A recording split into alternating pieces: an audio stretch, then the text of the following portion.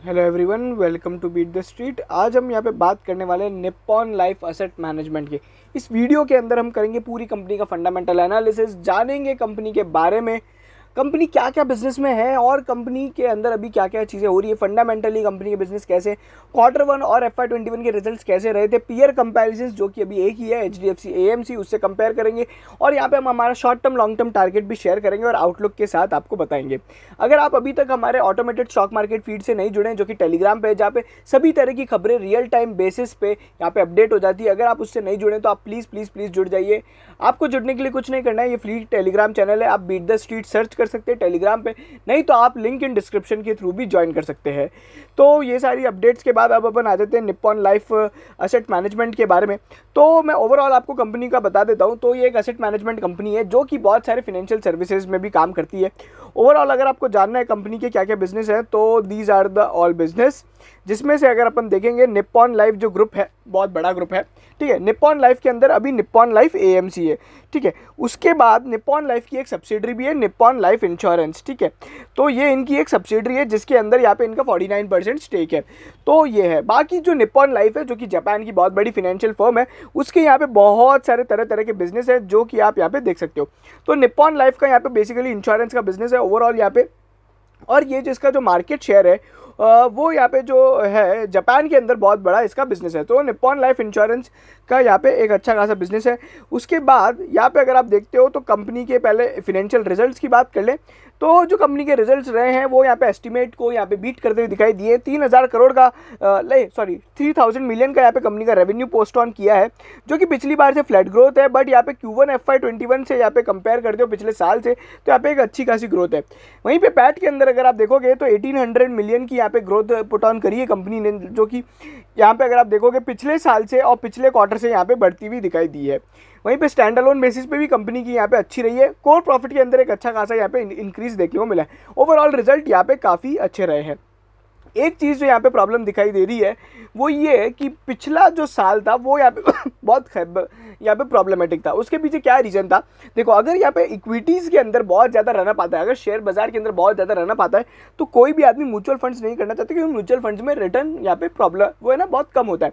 तो अब क्या होता है कि इस कारण से ना लोगों ने पिछली बार म्यूचुअल फंड्स यहाँ पे से पैसा विड्रॉ करके इक्विटीज़ में डाल दिया, क्योंकि जब है ना बहती गंगा में हाथ धोना ईजी हो जाता है। जो कि अपने शेयर बाजार था लास्ट ईयर जो था वो एकदम प्योर प्ले बुल मार्केट था। आप किसी भी शेयर में पैसा डालो, आपका यहाँ पे पैसा बनेगा। बट 2021 वैसा नहीं है। 2021 में कुछ सेलेक्टिव स्टॉक्स में रैली आती, जैसे इस अगर अपन ने देखा लास्ट वीक या फिर उससे 10 दिन पहले देखा तो मिड कैप आईटीज में रैली आ रही थी, और यहाँ पे बाकी सारे लार्ज कैप्स में यहाँ पे प्रॉफिट बुकिंग देखने को मिल रही थी। ऑटो स्टॉक्स अभी यहाँ पे परफॉर्म नहीं कर रहे हैं। पहले क्या हो रहा था, 2020 में सभी परफॉर्म कर रहे थे। अब यहाँ पे है ना कुछ सेलेक्टिव रैली आ रही है। तो अब पैसा बनाना जब ईजी नहीं हो जाता है ना, तो वापस लोग बाग म्यूचुअल फंड की तरफ आएंगे। और ये कारण था यहाँ पे, जो मैंने जब है ना कैम्स यहाँ पे का वीडियो बनाया था, मैं 2300 रुपये पे सजेस्ट किया था, और मैंने उसके बाद हमारे प्रीमियम मेंबर्स को वापस बोला था कि आप 2900 रुपये पे ऐड करो, 2800 रुपये पे ऐड करो, और अभी उसका जो हाई बनाया था उसने 3700 रुपये का बनाया था। तो इस तरीके के यहाँ पे अभी इंडस्ट्री ट्रेंड्स चल रहे हैं, और जो जून और यहाँ पे जो लास्ट 2-3 महीने के ट्रेंड्स है म्यूचुअल फंड इंडस्ट्री के, तो वो काफी पॉजिटिव आए हैं। म्यूचुअल फंड इंडस्ट्री में ओवरऑल अब यहाँ पे इन्फ्लोज यहाँ पे रिवाइवल होते हुए दिखाई दिए। यहाँ पे एक प्रॉब्लम है कंपनी के यहाँ पे जो फिनेंशियल एसेट्स है उसके अंदर इक्विटी इन्वेस्टमेंट यहाँ पे कम होता जा रहा है। इसके पीछे क्या रीज़न है? इसके पीछे रीज़न ये है कि यहाँ पे अभी भी इक्विटीज़ के अंदर यहाँ पे ना इन्वेस्टमेंट नहीं बढ़ रहा है। अब उसके पीछे क्या रीज़न हो सकता है कि बेसिकली यहाँ पे कंपनी के यहाँ पे जो इक्विटी म्यूचुअल फंड है वो यहाँ पे हो सकता है थोड़ी बहुत उनकी परफॉर्मेंस खराब रही हो as compared to other peers. तो इसलिए यहाँ पे ये एक कंसर्न है। क्यों यहाँ पे कंसर्न है? इक्विटी के अंदर ही कंसर्न क्यों है? क्योंकि इक्विटी में जो यहाँ पे अगर आप देखोगे तो अपना जो एक्सपेंस रेशो होता है वो सबसे ज़्यादा होता है। तो सबसे बड़ा सोर्स जो AMC बिजनेस के लिए होता है वो यहाँ पे इक्विटी म्यूचुअल फंड होता है। देखो, एक म्यूचुअल फंड अलग होता है। म्यूचुअल फंड में को यहाँ पे मैनेज करने वाली जो कंपनी होती है AMC, जो कि आपकी भी आपके म्यूचुअल फंड में यहाँ पे है ना खरीदने बेचने का काम करेगी, वो ये है निप्पॉन लाइफ AMC। तो उसको यहाँ पे एक्सपेंस रेशियो जो आप देते हो ना म्यूचुअल फंड में, वो यहाँ पे इनकी कोर इनकम होती है। तो ये सब चीज़ें हो रही है। बाकी अगर आप देखते हो तो ओवरऑल जो इनका मार्केट शेयर है वो यहाँ पे 7.2% रहा है, जो अगर आप देखोगे 7.25% है टू बी स्पेसिफिक। तो यहाँ पे कंपनी का क्वार्टरली AUM जो एसेट अंडर मैनेजमेंट है वो बढ़ता जा रहा है। और ओवरऑल यहाँ पे भी ये बढ़ता जा रहा है। बट अगर अपन देखेंगे तो मार्च 2019 से अगर आप देखते हो तो यहाँ पे कंपनी ने अंडर परफॉर्मेंस दी है, अब जाके यहाँ पे ये थोड़ा बहुत स्टेबल हो रहा है। बट अगर यहाँ से भी फॉल अगर गिरता है तो यहाँ पे एक प्रॉब्लमेटिक सिचुएशन हो जाएगी।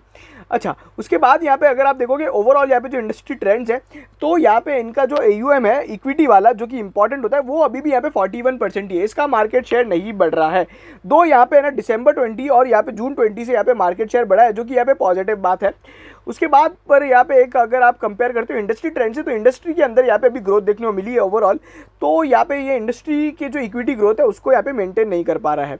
अच्छा, उसके बाद अगर आप देखते हो कंपनी के ओवरऑल यहाँ पे जो मार्केट शेयर के बारे में बात हो चुकी है, यहाँ पे जो यूनिक इन्वेस्टर्स है इनके टोटल यहाँ पे जो इन्वेस्टर है 75 लाख है, जिसमें से 14 लाख इन लोग ने यहाँ पे जून 2021 में यहाँ पे ऐड किए हैं। उसके बाद यहाँ पे अगर अपन देखेंगे तो यहाँ पे ETF के अंदर इनका बहुत बड़ा यहाँ पे काम होता है। ETF के ये बहुत बड़े मतलब मार्केट लीडर हैं, लगभग 82% ETF का यहाँ पे जो फोलियो एडिशन हुआ था इंडस्ट्री के अंदर वो यहाँ पे इन लोग के थ्रू हुआ था। और इनकी जो वॉल्यूम ऑफ ETF है यहाँ पे जो ओवरऑल NSE की ETF वॉल्यूम्स में इनका बहुत हाई है, तो ETF के अंदर इनका यहाँ पे बहुत ज़्यादा यहाँ पे दबदबा है। और उसके बाद यहाँ पे इक्विटी आप असेट अंडर मैनेजमेंट देख सकते हो और यहाँ पे फिक्स्ड इनकम का देख सकते हो। तो ये वाला जो है ना ये बढ़ नहीं रहा है, ये बढ़ना बहुत बहुत ज़रूरी है कंपनी की यहाँ पे ग्रोथ के लिए, तो कंपनी की ग्रोथ इन्हीं से आती है। उसके बाद यहाँ पे कंपनी की कुछ की फोकस एरियाज है इन्वेस्टर्स फर्स्ट के अंदर। यहाँ पे अगर आप देखोगे कंपनी ने निफ्टी फार्मा लॉन्च किया, जो कि वन ऑफ द काफ़ी अच्छा रिस्पॉन्स मिला था। और इनकी जो इन्वेस्टर कंप्लेंट्स है वो पूरी इंडस्ट्री में यहाँ पे सबसे कम है। कुछ ऑपरेशनल फिगर्स है जो मेंटेन करते हैं, बाकी कंपनी ने डिजिटल ग्रोथ के लिए बहुत सारे यहाँ पे चीज़ें करी है। हर अपने तरह तरह के कस्टमर ऑनबोर्डिंग से लेकर transaction processing, fund management, risk compliance, सभी में कंपनी ने अपने डिजिटल यहाँ पे इनिशिएटिव्स लिए हैं। अच्छा, इनकी जो ओवरऑल यहाँ पे जो लमसम और यहाँ पे जो ओवरऑल यहाँ पे जो ट्रांजेक्शन्स होते हैं वो भी अब डिजिटल से 28% से ग्रोथ हुए। तो जितना ज़्यादा डिजिटल होता है उतना ज़्यादा इंपॉर्टेंट है। उसके बाद की फोकस एरिया है ये, अगर आपको देखना है तो बेसिकली एक उनका टोटल कॉम्प्रिहेंसिव पैसिव फंड्स का यहाँ पे है, जो कि फिक्स्ड इनकम में कितना है, इक्विटी के अंदर कितना आता है, इंटरनेशनल फंड्स कौन कौन से, और commodity, bond market, sector, thematic, और ये सारे टोटल इनके इतने सारे फंड्स हैं और इतनी सारी इनकी स्कीम्स है। उसके बाद यहाँ पे मैंने आपको बताया कि 73% इनका वॉल्यूम शेयर है ETF के अंदर, 51% शेयर है फोलियोज ऑफ वॉल्यूम के अंदर, ओवरऑल इनका 13% का मार्केट शेयर है ETF के अंदर। तो ये आप देख सकते हो, अगर आप देखते हो तो टोटल यहाँ पे जो ETF वॉल्यूम्स है, जो कि मैंने यहाँ पे आप इस चार्ट पे देख सकते हो कि NIMF जो निप्पॉन इंडिया म्यूचुअल फंड है उसका बहुत बहुत ज़्यादा है। ओवरऑल ये अपने है ना अगर आप इसकी बात करें, ये वाला जो बिजनेस है तो इसमें यहाँ पे NIMF की लीडरशिप है।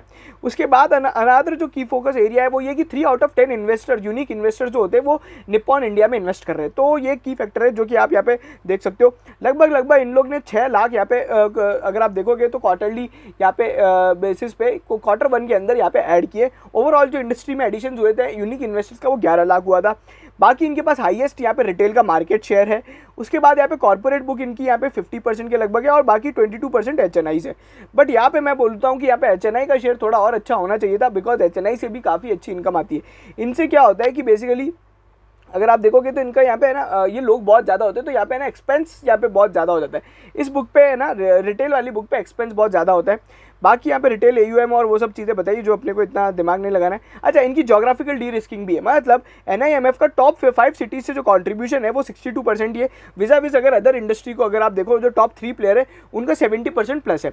वहीं पे जो बियॉन्ड 15 सिटीज़ का जो बाद की 15 सिटीज़ का कॉन्ट्रीब्यूशन है वो 23% है, जो कि यहाँ पे इंडस्ट्री के स्टैंडर्ड से यहाँ पे अगर आप देखते हो तो यहाँ पे लगभग यहाँ पे थोड़ा ज़्यादा अगर अपन टॉप 3 प्लेयर से देखें तो यहाँ पे क्या हो रहा है कि कंपनी केवल कुछ सिटीज़ पे डिपेंडेंट नहीं है अपने AUM के लिए। बाकी इनकी मंथली यहाँ पे जो बुक रही थी, जो कि SIP बुक होती है, जिसको अगर आप देखोगे तो उसके अंदर यहाँ पे जो इन्फ्लोज है वो यहाँ पे अब स्टेबल होते हुए दिखाई दे रहे हैं। बट अभी भी यहाँ पे एक और ये बहुत ही इनिशियल स्टेज है जहाँ पे म्यूचुअल फंड इंडस्ट्री अभी खड़ी है। इसमें आगे और ग्रोथ देखनी पड़ेगी। अगर ये वैसी ग्रोथ मेंटेन नहीं कर पाते तो यहाँ पे प्रॉब्लम हो जाएगी पूरी म्यूचुअल फंड इंडस्ट्री के लिए। बट ओवरऑल इनकी जो यहाँ पे क्रेडिट रेटिंग है वो यहाँ पे जो अगर आप देखोगे फिक्स्ड एसेट्स की जो इनकी क्रेडिट रेटिंग है वो यहाँ पे काफ़ी स्ट्रॉन्ग है, तो जिससे यहाँ पे आप समझ सकते हो कि इनके जो डेट फंड्स होते हैं उसमें यहाँ पे कोई प्रॉब्लम नहीं होगी। बट आप सभी को पता है फ्रैंकलिन के पास भी बहुत सारी AA रेटेड बॉन्ड्स थे, बट उन्होंने सबने घपला हो गया। अगर किसी भी इस तरह का टेलवेंड इवेंट होता है तो यहाँ पे बहुत ज़्यादा प्रॉब्लम हो जाती है। फिर यहाँ पे इनके पास 77 बैंक्स हैं, 95 डिस्ट्रीब्यूटर नेशनल लेवल पे हैं, जो कि अगर आप देखोगे कार्वी और बजाज कैपिटल और ये सारे होते हैं। फिर यहाँ पे 88 PSU बैंक्स हैं और यहाँ पे 79 मतलब लगभग 80,000 म्यूचुअल फंड डिस्ट्रीब्यूटर्स हैं। और इनके साथ एक प्रॉब्लम ये है निप्पॉन लाइफ और अगर आप कंपेयर करते हो HDFC के साथ, HDFC के पास HDFC बैंक है, बट निप्पॉन लाइफ के पास किसी भी कोई बैंक स्ट्रेटेजिक बैंक नहीं है जो यहाँ पे इनके लिए हर बार यहाँ पे ना अपना प्रोडक्ट बेचेगा। तो इनको यहाँ पे ना डिस्ट्रीब्यूशन में थोड़ा ज़्यादा यहाँ पे इन्वेस्ट करना पड़ता है और खर्चा भी ज़्यादा हो जाता है। उसके बाद यहाँ पे कंपनी की कुछ अदर बिजनेस है जिसके अंदर बेसिकली वो AIF अल्टरनेट इन्वेस्टमेंट फंड और यहाँ पे PMS वाला बिजनेस करते हैं। अभी कंपनी ने रिसेंटली एक निप्पॉन इंडिया डिजिटल फंड वगैरह खोला था जो यहाँ पे कंपनी को काफ़ी अच्छा है। तो ओवरऑल इस वाले जो बिजनेस के अंदर है AIF और PMS वाले के अंदर 38 बिलियन रुपीज़ की यहाँ पे एसेट्स है। बाकी इनके यहाँ पे जापान के अंदर भी जो इनकी होल्डिंग कंपनी है वो उसका भी काफ़ी अच्छा बिजनेस है, वो यहाँ पे बताया गया है। ओवरऑल उनका बिजनेस कैसा है, ऑफशोर जो इनका बिजनेस है वो 100 मिलियन रुपीज़ का है। तो ये आप देख सकते हो। बाकी यहाँ पे निप्पॉन का कैसे कैसे यहाँ पे इनकी जो प्रेजेंस है वो आउट ऑफ इंडिया भी है और जापान से इनको यहाँ पे बहुत अच्छा खासा बिजनेस मिलता है। बाकी अगर आप देखते हो तो यहाँ पे इंडस्ट्री ओवरव्यू वगैरह ये सब चीज़ें तो मैं बता चुका हूँ आपको। तो ये था पूरा इनका चिट्टा बिट्टा इनकी पूरी इंडस्ट्री का। इसमें लगभग सारी चीज़ें मैं कवर कर चुका हूँ। और ये जो कंपनीज होती हैं इनमें क्या होता है कि एसेट लाइट बिजनेस है और इनमें जो एक्सपेंस होता है वो बहुत कम होता है। अब भाई एक्सपेंस कम क्यों होता है, क्योंकि आप है ना 100 म्यूचुअल फंड इन्वेस्टर्स को सर्व करो या 1000 करो, आपको जो बैकवर्ड जो खर्चा होगा ना वो आपकी जो फिक्स एक्सपेंसेस है उतने ही रहेंगे। मेरे को एक फंड मैनेजर को एक कंप्यूटर लेना है तो वो सेम ही रहेगा। तो यहाँ पे ये जो लेवरेज होता है ये ज़्यादा होता है और इनका इसलिए ऑपरेटिंग जो मार्जिन होता है वो थोड़ा हाई होता है। उसके बाद यहाँ पे अब अपन यहाँ पे देख लेते हैं, ये फिर निप्पॉन लाइफ इंश्योरेंस के बारे में बताया गया है वो ठीक है। बाकी तो अगर आप इसको अपने पीयर से कंपेयर करते हो तो यहाँ पे आपको पता पड़ेगा कि HDFC AMC यहाँ पे बहुत ही ज़्यादा मतलब उसकी जो वैल्यूएशन है वो बहुत ज़्यादा है एज़ कम्पेयर टू यहाँ पे निप्पॉन लाइफ की। तो सबसे पहले अपन निप्पॉन लाइफ का अगर OPM जाने तो यहाँ पे इनका जो ऑपरेटिंग प्रॉफिट मार्जिन है 54% है ना। और यहाँ पे PG रेशो यहाँ पे 3.34 है। मतलब प्रॉफिट के अंदर यहाँ पे जो ग्रोथ होती है वो यहाँ पे जो प्राइस के अंदर ग्रोथ है वो यहाँ पे अर्निंग्स की ग्रोथ से ज़्यादा है। तो ये नेगेटिव है, ये 1 से कम होना चाहिए था अगर आपको सही मायने में जानना है तो। और NPM जो है इनका 55% का है। ROE इनका अगर आप देखोगे 31-23% का है। प्राइस टू बुक रेशो के मामले में इनका 8.35 है और EV टू EBITDA रेशो यहाँ पे 28 है। तो ये सारी चीज़ें हो रही है। और डेप्ट टू इक्विटी रेशो इनका कोई खास डेप्ट है नहीं। तो यहाँ पे अगर आप देखोगे HDFC AMC से कंपेयर करते हो तो यहाँ पे HDFC AMC जो P पे ट्रेड होता है वो यहाँ पे करीबन 48 का P है। और इनका ROC और ROE जो अगर आप देखते हो ROE उनका 30% का है। तो यहाँ पे अगर अपन इसमें देखेंगे निप्पॉन लाइफ का यहाँ पे 24% का ही है। तो वो एक चीज़ यहाँ पे इम्पैक्ट करती है। दूसरा यहाँ पे अगर आप देखोगे तो इनका जो OPM है वो यहाँ पे 78% का है और यहाँ पे जो OPM है वो यहाँ पे कम है। ये अपन FY21 के यहाँ पे डेटास को देख रहे हैं। बाकी ये है ना ओवरऑल भी यहाँ पे अगर आप देखते हो तो यहाँ पे ये वाली कंपनी जो निप्पॉन लाइफ है वो इनसे छोटी है। तो ऑब्वियस सी बात है, मैं आपको हर बार बोलूँगा कि जो HDFC AMC वो HDFC AMC रहेगा। तो उसके अंदर यहाँ पे बहुत यहाँ पे अगर आप देखोगे तो प्रीमियम वैल्यूएशंस रहेंगी बिकॉज ऑफ HDFC ग्रुप। बाकी शेयर कैपिटल में क्या क्या चेंजेस आए हैं तो शेयर कैपिटल में अभी जो यहाँ पे खतरनाक चेंज वो ये है कि यहाँ पे प्रमोटर्स ने अपना स्टेक बेचा है। प्रमोटर्स में यहाँ पे एक ही कंपनी है जो कि है यहाँ पे अगर आप देखते हो तो यहाँ पे जो अभी निप्पॉन लाइफ इंश्योरेंस रह गई है। इसमें से यहाँ पे रिलायंस कैपिटल यहाँ पे दिसंबर 20 में बाहर हो गई थी और ये बहुत ही बड़ा मूवमेंट था। उसके बाद से यहाँ पे सारा कंट्रोल यहाँ पे अनिल धीरूभाई अंबानी से यहाँ पे अब निप्पॉन लाइफ में आ गया। बट वो लोग भी यहाँ पे कंटिन्यूस स्टेक अपना सेल कर रहे हैं। बट यहाँ पे FIIs के अगर आप देखते हो तो उन्होंने स्टेक बढ़ाया, DIIs ने भी स्टेक बढ़ाया। बिकॉज ऑफ यहाँ पे अगर आप देखोगे तो यहाँ पे एक हेल्दी यहाँ पे सिनेरियो देखने को मिला है पूरी की पूरी यहाँ पे म्यूचुअल फंड इंडस्ट्री में। अब अपन यहाँ पे बात करते हैं टेक्निकल एनालिसिस की। तो टेक्निकल्स में अगर आप मूविंग एवरेजेस की बात करो तो लगभग सभी यहाँ पे बाय के संकेत दे रहे हैं। ओवरऑल यहाँ पे जो संकेत टेक्निकली है वो बाय का ही है बिकॉज ऑफ यहाँ पे जो एक लास्ट वीक जो हुआ था बहुत अच्छा खासा मूवमेंट आ गया था। उसके बाद थोड़ी बहुत प्रॉफिट बुकिंग देखने को मिल रही है और आज भी एक अच्छी खासी प्रॉफिट बुकिंग हो चुकी है। यहाँ पे जो अपना सपोर्ट बन रहा है वो है 349 रुपीज़ का और रेजिस्टेंस है यहाँ पे अगर आप देखते हो तो यहाँ पे 402 और 438 रुपये का एक मेजर रेजिस्टेंस है। 438 वाला जो रेजिस्टेंस है वो सबसे बड़ा है। बाकी अगर आप देखोगे अभी अपने R1 और R2 के तो ऊपर ही ट्रेड कर रहा है जो कि अच्छी बात है। अब अपन यहाँ पे थोड़ा बहुत चार्ट को और डिटेल में पढ़ लेते हैं। तो आज अगर आप देखोगे तो यहाँ पे जो वैल्यूएशंस हैं वो यहाँ पे काफ़ी ज़्यादा मतलब जो वॉल्यूम है वो यहाँ पे काफ़ी ज़्यादा आई है। उसके बाद कंपनी ने एक यहाँ पे लो बना के वापस यहाँ पे थोड़ी बहुत रिकवरी दिखा रहा है। ओवरऑल मेरे को लगता है कि यहाँ पे जो रिजल्ट्स आए वो ठीक ठाक आए तो उसके कारण एक यहाँ पे अपूवमेंट एक बार देखने को मिल सकता है। अगर कंपनी वापस से अपने यहाँ पे जो 430 और 440 वाले लेवल को तोड़ती है तो यहाँ पे एक फर्दर अपूवमेंट देखने को मिल सकता है। मेरी यहाँ पे स्टॉक के अंदर यहाँ पे क्या बाय रहेगी तो यहाँ पे मेरा जो टारगेट प्राइस रहेगा वो शॉर्ट टर्म के लिए 440 रुपये का रहेगा ये, अगर अपन बात करें शॉर्ट टर्म का। और वहीं पे लॉन्ग टर्म का लिए जो मेरा टारगेट रहेगा वो मेरा रहेगा 500 550 रुपये के लगभग। ठीक है, ये वाले जो टारगेट होते हैं लॉन्ग टर्म के जो मैं आपको बताता हूँ, ये बेसिकली दिवाली तक के अभी टारगेट रहेंगे। इसके बाद हम जरूर हमारे टेलीग्राम चैनल पे कोई भी टारगेट अगर यहाँ पे अपग्रेड या फिर स्टॉप लॉस वगैरह होता है तो हम यहाँ पे अपडेट कर देते हैं, तो आप टेलीग्राम पे ज़रूर जुड़ जाइएगा। बाकी यहाँ पे ट्रेडर वालों को क्या करना चाहिए, देखो इन्वेस्टर्स को तो हर भाव पे लेना चाहिए, स्टैगर्ड बाइंग करते रहो, छोटी छोटी क्वांटिटी ऐड करते रहो। वहीं पे अगर आप मुझसे पूछते हो कि यहाँ पे ट्रेडर्स को क्या करना चाहिए, तो ट्रेडर्स को यहाँ पे भी वेट करना चाहिए 400 से 415 के बीच में। अगर ये भाव मिलता है और यहाँ पे कल एक प्री ओपन के अंदर एक अच्छा मूवमेंट बन रहा है तो यहाँ पे आप यहाँ पे ग्रीन सिग्नल बनता है। अगर ये 400 के नीचे नहीं जाता है, मतलब 400 का स्टॉप लॉस लो और 405 के लगभग यहाँ पे बाई करके आप 420 से 430 तक यहाँ पे बीच में एक टारगेट डाल के निकल सकते हो।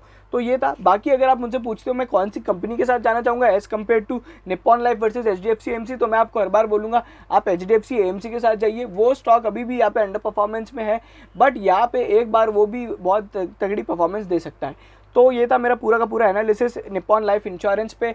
अगर आप देखोगे लाइफ एसेट मैनेजमेंट पे सॉरी, तो यहाँ पे अपन ने पूरी कंपनी को समझ लिया, उसके शेयर होल्डिंग पैटर्न, यहाँ पे कौन कौन प्रमोटर्स है, कंपनी का बिजनेस कैसा चल रहा है, क्या क्या बिजनेस है, टेक्निकली यहाँ पे स्टॉक में क्या हो सकता है क्या नहीं हो सकता है। तो ये सारी चीज़ें आज अपन ने लगभग 15 मिनट में जान ली है। लोग बाग 10-10 12 मिनट का वीडियो डालते केवल प्राइस वगैरह दिखाते रहते हैं, मैंने आज 15 मिनट में आपके पूरी कंपनी को यहाँ पे एक्सप्लेन कर दिया। अगर आपको वीडियो पसंद आया तो प्लीज़ प्लीज़ प्लीज़ चैनल को सब्सक्राइब करो और यहाँ पे कमेंट में बताइए आपको वीडियो कैसा लगा। और यहाँ पे आप हमें टेलीग्राम चैनल पे भी ज्वाइन कर सकते हैं और यहाँ पे आप हमें ट्विटर पे भी ज्वाइन कर सकते हैं। Thank you so much.